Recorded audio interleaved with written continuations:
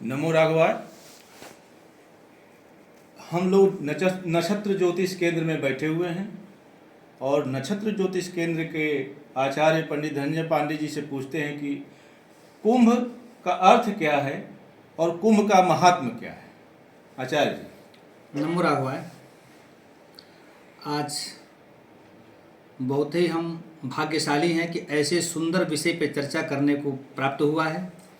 इस चर्चा से ही हम पुण्य के भागी बन जाएंगे। एकदंताय विद्महे वक्रतुंडाय धीमहि तन्नो दंतिः प्रचोदयात्। भगवान गणेश की महती कृपा से आज हम सब तीर्थराज प्रयाग में लगने वाले कुंभ को जनमानस के जन जन तक भारत सरकार के द्वारा इसकी चर्चा पहुंचाई जा रही है, इसकी ख्याति पहुंचाई जा रही है और इस कुंभ के बारे में यत्र तत्र सर्वत्र बताया जा रहा है। कुंभ का अर्थ होता है घड़ा।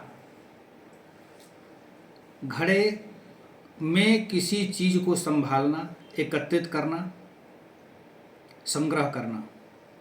उसी प्रकार जहाँ जहाँ भारत के प्रसिद्ध तीर्थ हैं वहाँ हर 6 वर्ष और 12 वर्ष पर अर्धकुंभ और कुंभ लगते हैं। कुंभ प्राचीन काल में आम जनमानस के लिए बहुत कम था।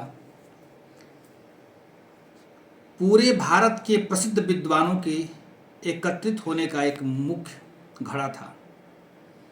जहाँ जहाँ तीर्थ होता था वहाँ वहाँ ऋषि, मुनि, साधु, ज्योतिषी, व्याकरणी, साहित्यकार और एक से एक विद्वान लोग पहुँचते थे।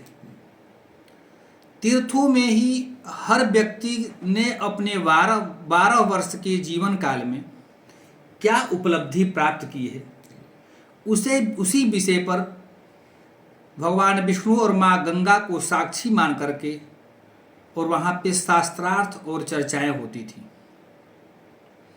वहीं से ग्रंथों का आविष्कार होता था और वहीं मुहर लगती थी कि आप अपने 12 वर्ष के जीवन में क्या ज्ञान अर्जन किया है और उसको कितना सटीक तरह से आपने सिद्ध किया है। माना जाता था कि पूरे ब्रह्मांड में जितने देवी देवता हैं इस 12 वर्ष के कुंभ में अलग अलग जगहों पर जब जब कुंभ लगता है वहाँ उनका निवास रहता है और सभी विद्वान साक्षात रूप से मन को साफ करके अपने विषय को वहाँ रखते थे। वहाँ पे चर्चा होती थी। तो एक विद्वानों का कुंभ था, देवताओं का कुंभ था। वह मोक्षदायिनी कुंभ था। आज हम कुंभ को जीवन और पाप को तारने वाला कुंभ मानकर बैठ गए हैं। भारत में एक से एक विद्वान है, एक से एक इसकी परिभाषा है और अलग अलग सबका मत है। जहाँ तक मेरा मत है, कुंभ के समय 12 राशियां का जो आपस में ग्रहों का जो चाल होता है और राशियां होती हैं। सूर्य कुंभ राशि पे 12 वर्ष के बाद अपने निजी स्थान पे पहुंचते हैं, कर्क रेखा पे, और वहीं पे उस समय इतना शुभ मुहूर्त होता है कि उस मुहूर्त में त्रिवेणी स्नान के लिए विद्वान, देवता व सभी अखाड़ों के जो प्रबुद्ध जन हैं पहुँचते थे। स्नान के बाद शास्त्रार्थ होता था और अपने अपने मत से विद्वानों की रचना करते थे। तो कुंभ का अर्थ यही होता था कि सभी विद्वानों को एक कुंभ में इकट्ठा कर देना। जी जी। सभी संप्रदाय को एक तट पर इकट्ठा कर देना। जैसे जल को एक घड़े में बहते हुए जल को इकट्ठा करके अस्थिर कर देते हैं, वैसे ही इसी कुंभ में आज हमारे योगी और मोदी जी द्वारा सभी सनातनियों को एकत्रित करके और इस तटस्थली से सनातन कितना समृद्ध है, सनातन कितना सुंदर है, सनातन कितना सजग है, यह देखकर आप अपने जीवन में इस एकाग्रता को नहीं ला पाए तो इस कुंभ का कोई अर्थ नहीं है, इस कुंभ जाने का कोई मतलब नहीं है।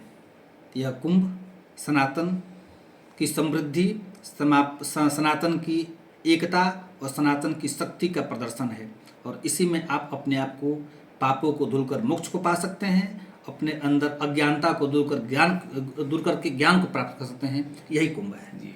नमो राघवाय, नमस्कार।